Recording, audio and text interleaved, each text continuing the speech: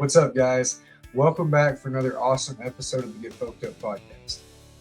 I'm really excited. Tonight's guest is a two-part band, with the first part offering both electric and acoustic versions of 90s nostalgia country music. The second part is an all-women's singing group who perform both live and competitively.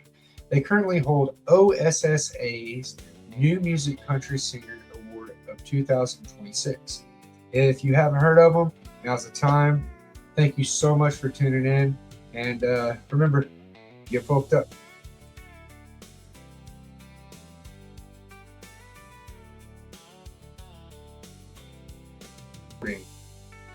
Mike, Kathy, thank you guys so much for getting back with me so that I can get you scheduled to get on the show.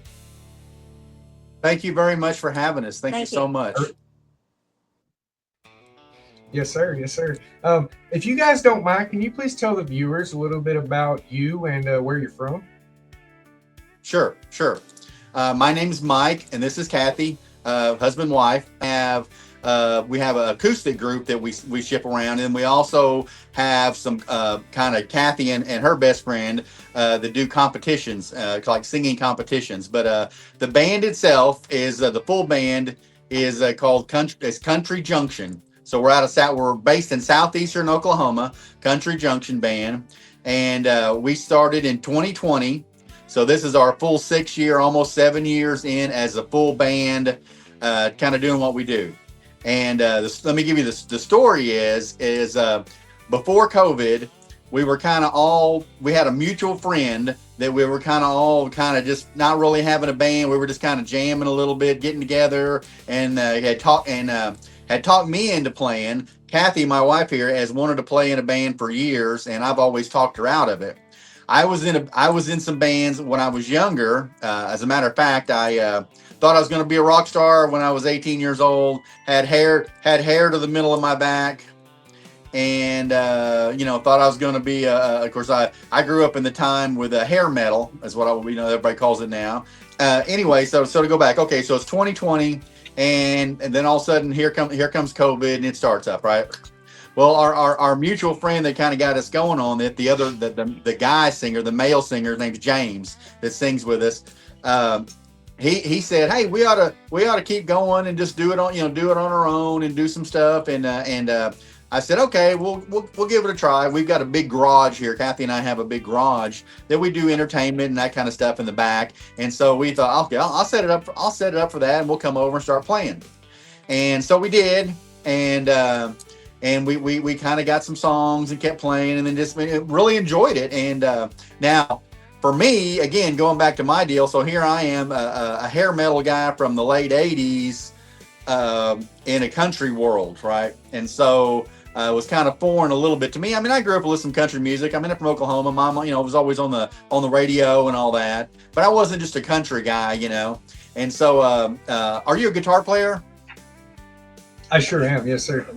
Okay, so you'll get this. So I thought, okay, well, I'm going to try to play some song. And again, and I've always been fairly poor my whole life. We never, so I've never actually owned an actual Gibson or, a guitar, at least not in those days, And so, but what I didn't know was that all the guitars I was playing, even though they were like the Japanese or whatever copies, they were basically Gibson bass guitars, that type of deal. And so I thought, well, I need a country guitar. I need something that sounds country. So I buy just a Squire, just a cheaper Fender Telecaster. And I thought, man, how do these people play? It's like holding on to a baseball bat. This thing's terrible.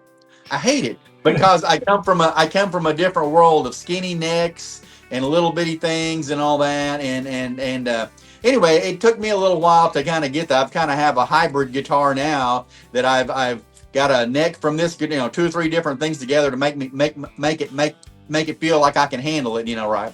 But anyway, I started learning all things country. Basically, locked myself in the garage to learn all things country, and grew to love '90s country.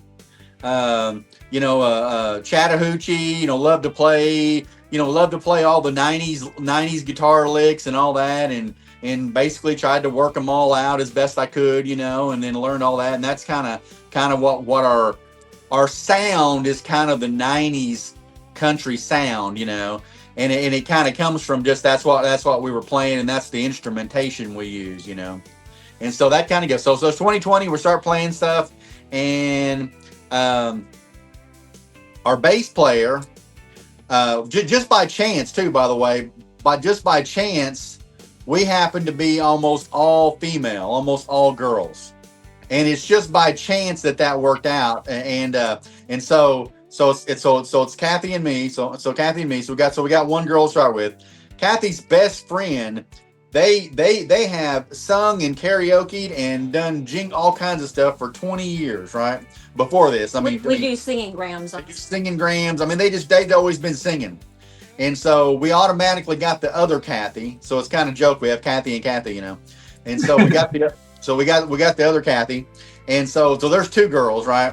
Our bass player that we already knew that was part of the group is a girl, female, And so we got that. So we had almost all girls. So you got James and myself, and then the three girls, and we're playing, and we don't have a drummer, and we play some acoustic things and do things, and we play some wineries. We kind of do things, and we get to where we start using a drum track.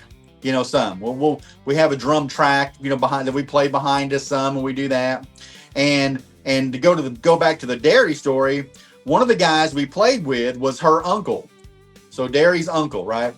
And so we are playing at Derry's uncle's birthday party after we've been playing for a year or two, and we're playing his birthday party, and that's where she's at.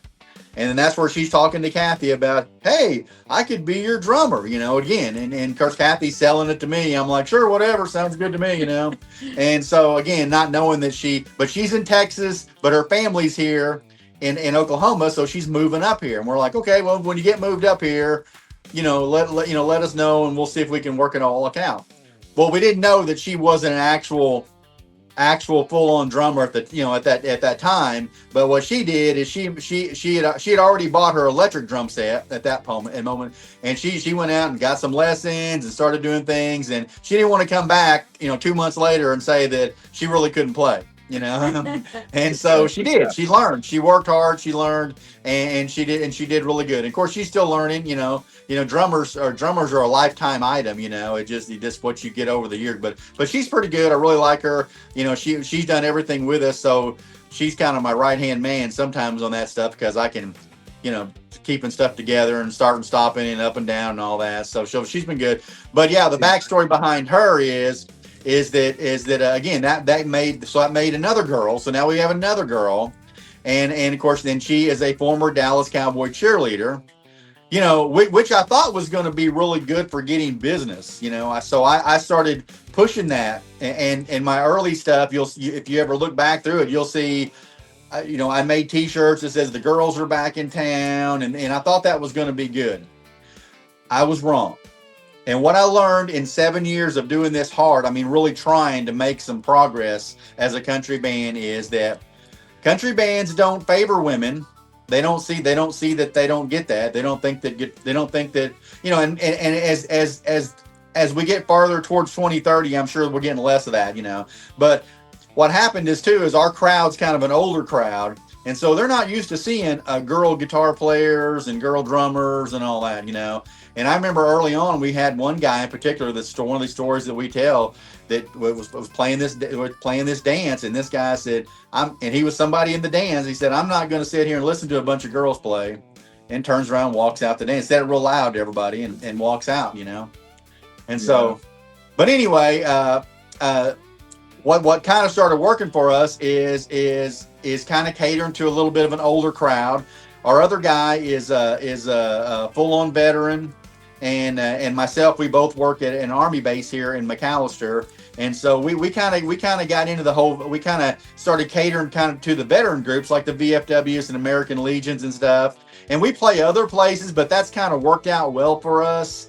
The only thing good and bad about that is it kind of gives you an older crowd, and so you tend to have to play some older music. It varies, and but it's been good. It's good. Yeah, we've really enjoyed it. But there's 2020, and so each year we've kind of progressed.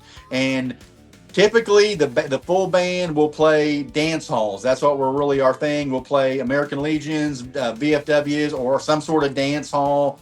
There's places in Oklahoma City, and we hit a few spots here and there in Fort Smith area. And then what we really like though is Texas stuff if you can get it. It's just there's a lot of competition down there, and but we play as many Texas spots as we can. And I don't know I don't. I mean, assuming you're following the music scene pretty solid, but what's happening with the generation now is that the young generation, number one, doesn't want to dance, and they also don't want to go out, and so they're not going to places to listen to live music. And so what's happened is that live music is going farther. It may be the lowest it's ever been, but it's lower and lower. There's places closing up that are live music venues. They close up every day. I see them not only in Oklahoma and Arkansas, I see them in Texas a bunch. Even the Texas has been a real stronghold, but there's still a lot of them closing. In McAllister, the largest dance place is this place called the Okies. I don't know if you ever heard of it, but it's a pretty popular place that bands make their way around. And it just announced that its last day would be August 15th. And so it's just a common theme that it's going down. And then, of course, more these places the VFWs are closing, American Legions are closing. But they're going to the acoustics more too. Yeah, and that led us into some other stuff. And so about a year and a half ago, we started just kind of doing our own acoustic, just kind of an acoustic bunch to just go to spots that with full band couldn't go to, didn't want to go to or couldn't go to. And it was easier to get jobs, easier to get spots, and it's also easier to travel more distance. And so the guy I was working with at work, I had a Suburban he was selling that wasn't too old, and so I thought, well, I'll buy your Suburban. And then so we keep all the equipment for acoustic shows in the Suburban, and basically I'll just work on that, and basically on off weeks that the band's not doing something, we're usually doing some sort of acoustic thing, whatever it is, And our pride of that one is a little more than a year ago, we were able to one of the big places around here to do is Reba McEntire owns a restaurant in Atoka, Oklahoma, and it's called Reba's Place. I don't know if you're familiar with that, but it's Reba's Place in Atoka, Oklahoma, and yeah, I've seen they have a small stage. They just do acoustic things on there. And anyway, we were able to go. We were able to go there and got lucky and hit the right spot, right time, and got us a spot. And they liked us. And we basically been playing every month there for more than a year. And so we're pretty proud of that. It's kind of hard to keep your spot. It's kind of dog eat dog over there. And there's not very many spots. They play Friday, Saturday, Sunday only. And so, and there's some McIntyres that play there automatically, like Reba McEntire's sister, Susie McIntyre, who had some hits back in the day, and she mostly went to gospel. She plays there once a month, sometimes twice a month. Well, she has an automatic spot, as you can imagine. And then also Reba McEntire's brother, Pate McIntyre, he had a couple of big hits back in the 80s, and he still plays around some. And so he was playing one Friday a month every month. Well, I hadn't seen him here lately. And so there's only 3 spots each week, and so they have a couple of spots during the month. So there's only about 8 or 10 spots that you can have for the whole month. And so we all kind of try to work hard to keep our spot, if you can imagine, So for sure. So do you guys have a set date, or do they update you the month of like? They update. We don't have a set day. Well, I wish we did have a set day, but we don't have a set day. But like this coming one, August 22nd is the day. It varies. They August 22nd will be at Reba's Place. I think I had that on my card I sent you. But they vary it. It depends on when they want us to, because a lot of times they like us for Fridays, and it just depends on what crowd. They have different crowds for different days. She lets us pick though a lot. Yeah, so let's just pick. Yeah, we'll just say what would you like, and so that helps. Yeah, over a year's time, we've kind of learned the crowds a little bit, and that's a tough deal. People don't realize how hard that is, because the first thing they tell you is that this is an eating establishment with music, not the opposite. So it's not a music venue. They go the eating is the main thing, and the food's fairly expensive, and it's really made for tourists and that type of deal. But it's And really good. it's really good, but the point is to sell a lot of Reba stuff and then all that. So they want the music, but they want it kind of subdued, right? So it's hard to play there. Yeah, in the background, and it's hard to do that, and you've got three crowds, so you normally play for 3 hours, and so when you're eating, you're only eating usually about an hour's worth, and so you have we always call it the three crowds, so you have the first crowd, the middle crowd, and one of the crowds will be bad, just the way it is for some reason. I don't know why it is. But one of the crowds will be hostile. I mean, they'll be looking at you because you're right. The tables are right on top of you. And so they'll be looking at you like, why are you singing? I'm trying to eat.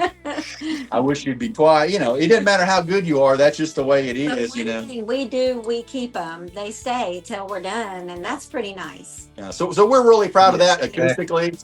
We're really proud of that acoustically. And so that's the same thing with this West Fork Opry. I'm searching out and then asking people if there's any place that they are interested in the acoustic girl, and so they were one of the ones that kind of pinged me back, and so there's an Opry in Idabel too in Oklahoma, and we did that a while back, and then we also will play some bars and clubs and all that, whatever we can, and then I will talk to other artists and volunteer for us to do like an hour opening show or whatever too. So we try to use the acoustic to try to, not only is it just fun and keep our name out there, it also usually helps us on the full band thing. Just like the West Fork deal, we start off talking about Kathy singing, and then before you know it, they're saying, "Hey, when can the band come out?" And so it kind of a win-win for us, Well, I tell you, on that, what really intrigues me right now is I've been talking to a few people, and they have the Ozark Folkways. I don't know if you're too familiar with that right now, but they used to have it. So in Winslow, Arkansas, Boston Mountain area, they have the main. I guess it's the main chapter, it'd be called, of Ozark Folkways. And then in Fayetteville, they've started another chapter. And I'm trying to get with them, and I'm trying to get with this band that I've been talking to March to August. And I'm going to find some more venues around the area. And they cover dance halls, and they cover stuff like that too. I'd really like to maybe get a venue set up for everybody to kind of meet, even if we do it annually, biannually, and then make a big deal out of it too. Sure, because great. Just like you said, well, it's a dying breed.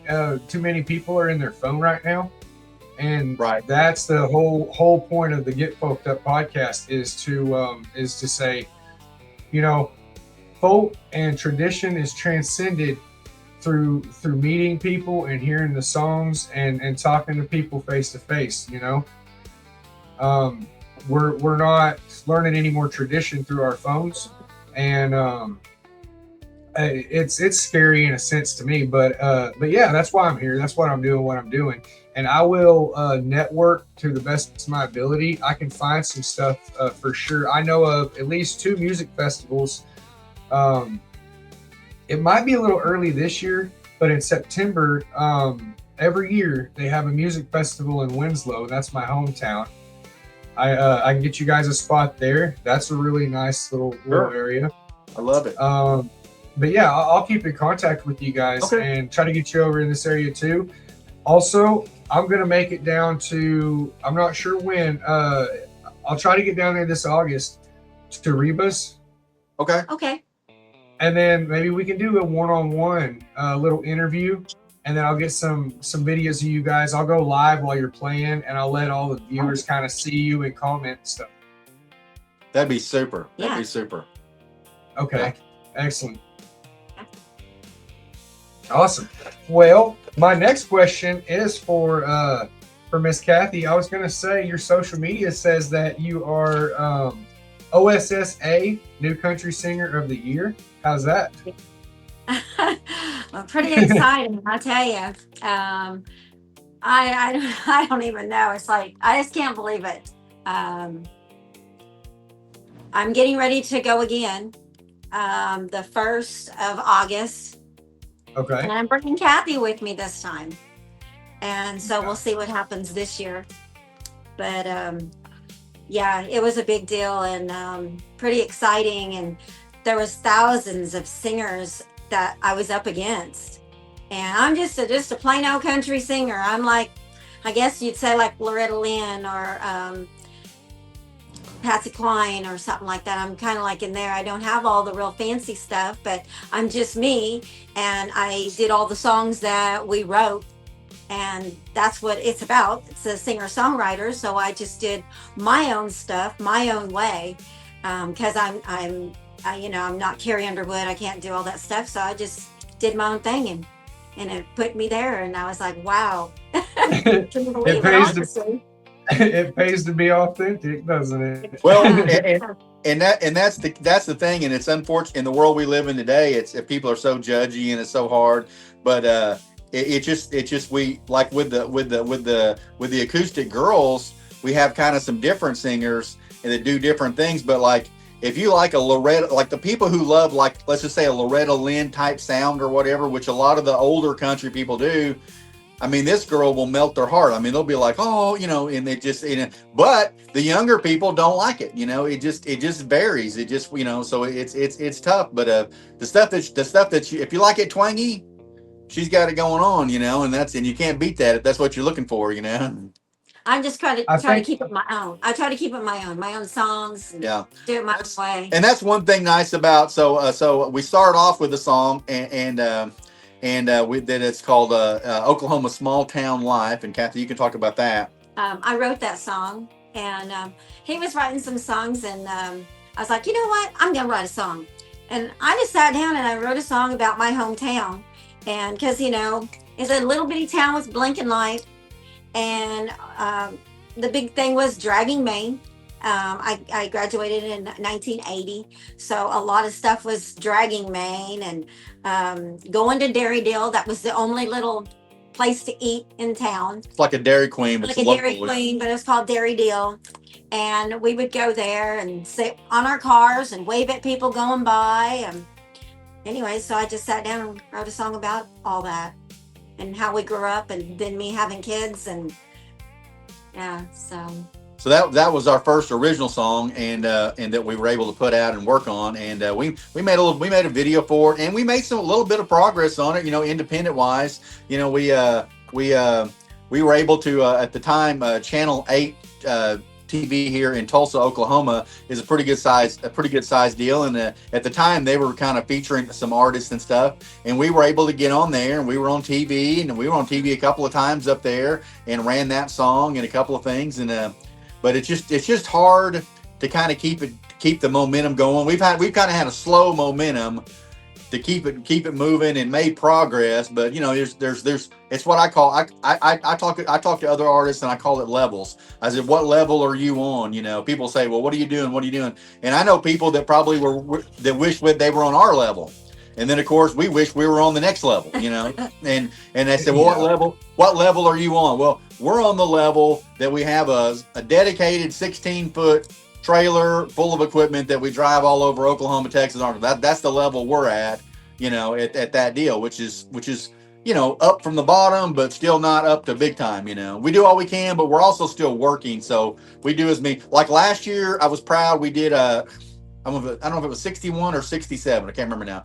60, let's just say 65. 65 shows in 25 cities. And so there's 52 weeks in a year. So if you do 50 shows, you're doing at least one a year, one a week, So we do on average, about one, more than one a week. And that's pretty good for us. That's about all we can handle. You can hit us up, and as long as it's acoustically, it probably wouldn't be a problem. But when you're pulling the full band, 2 or 3 hours away, well, that's a little different deal. That's a costly item, and so that's when you got to worry about how much it costs and how much time and all that. me being the guy that would try to promote it, I I've thought about ideas. I thought maybe, like you could have,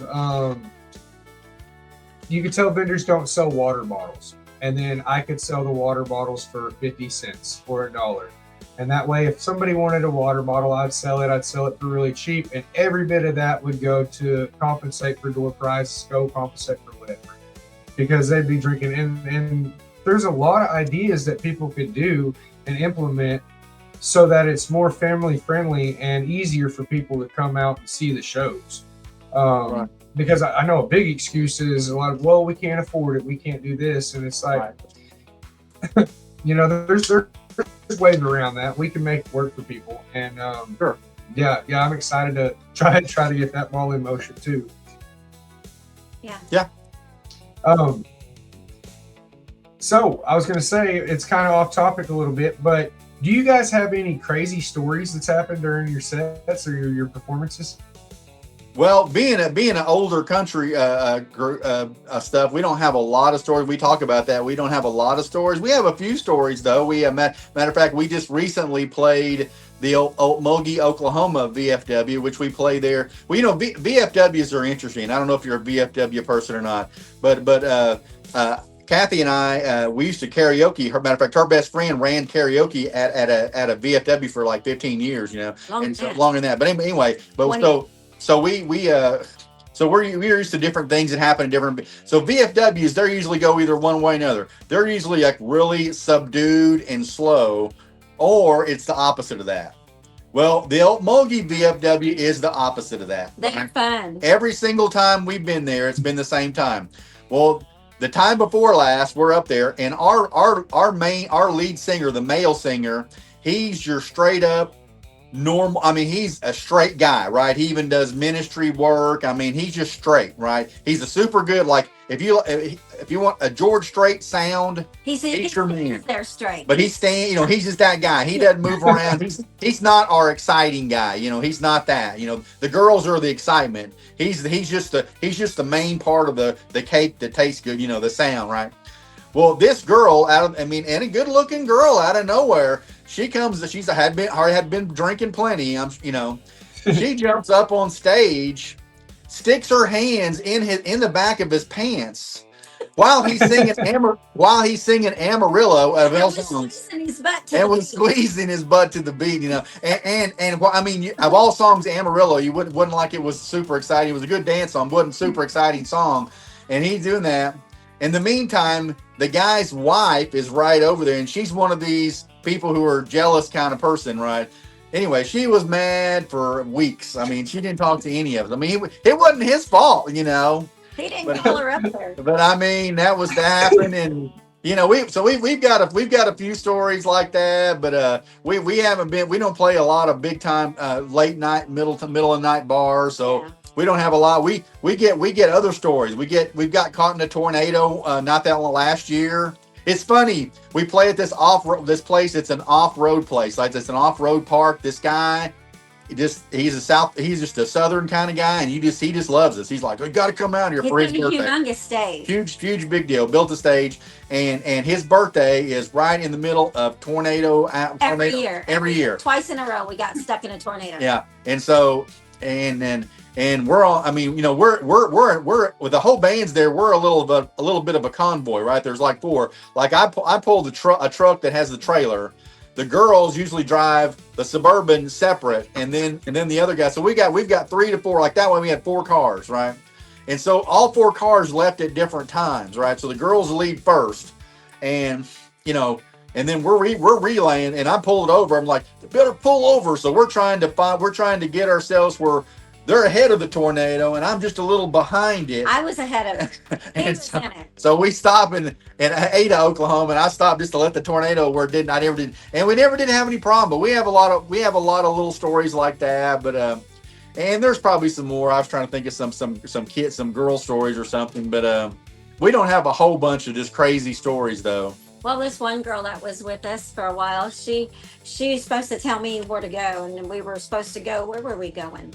I can't. Atkins? We were playing. I think it was Muldrow, Oklahoma. So we're playing Muldrow, Oklahoma, And Anyway, she was saying I'm supposed to go this way, and I said no, I think it's this way, and I ended up in Fort Smith, but it took us around right to it. But I think it was Atkins. yeah, so that's always funny. Funny when you got when you have a carload of girls driving. And I go, It's "Are you always going funny. to Fort Smith?" And she goes, "Yeah, you wouldn't go the way I told you." And I was like, "Oh, So they're in the wrong state. Of course, it's not. If you know where Muldrow is, it's not that far. It's only like 15 miles from the state line, but it wasn't too bad out of the way. And there's another good one. If you ever look back through our videos, this wasn't very long ago, about a month ago, that they got pulled over, and and the policeman actually went ahead and did a TikTok with them. You know. yeah, we did a big old TikTok." Yeah. So what happened was, I was in a hurry. We were leaving a little bit late, and where were we going? It wasn't that far. Yeah. And anyway, there was this truck pulling a trailer in front of me, and I'm like, I can't. I don't have time to sit here and wait for this guy to turn. So I pulled into the gas station to avoid him and go on and Right. just go on. And as soon as I did it, Sherry says, "Did you know there was a highway patrol behind us?" And I was like, "No." And she goes, "I think we did something illegal." And I was like, "Yeah, we avoided a stop sign."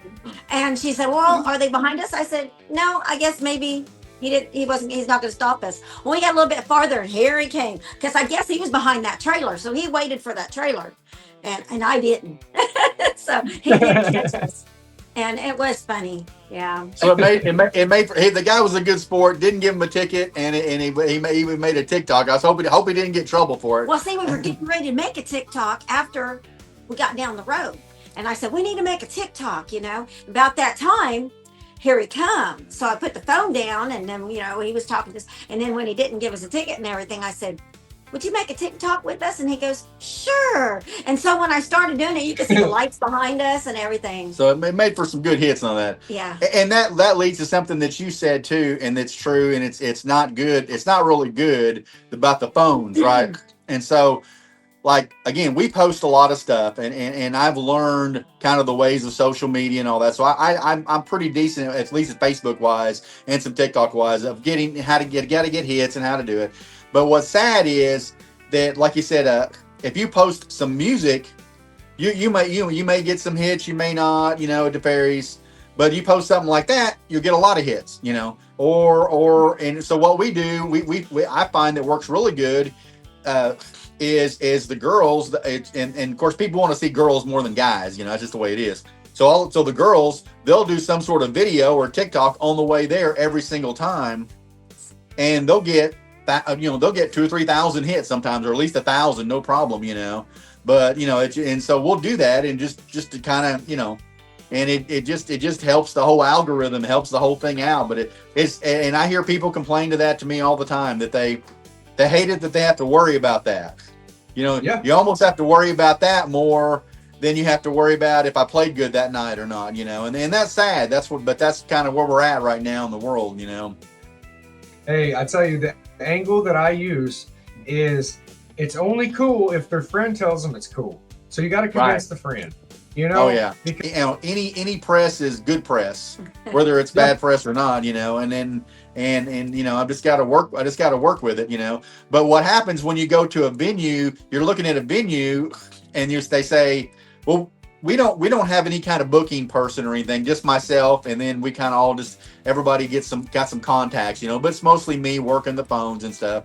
And but we do have we had one person that's kind of a booking person that's not.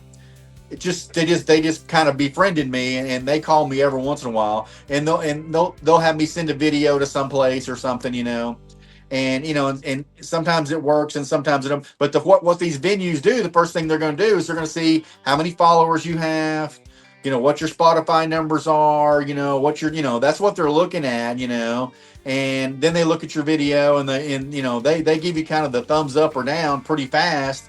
But a lot of it's not over listening to it; it's over just seeing some numbers, I was gonna say, for people that are watching and that haven't been able to get out, or just haven't experienced getting out to a live show, is there something that you guys can kind of say to convince them that would get them out to experience local music?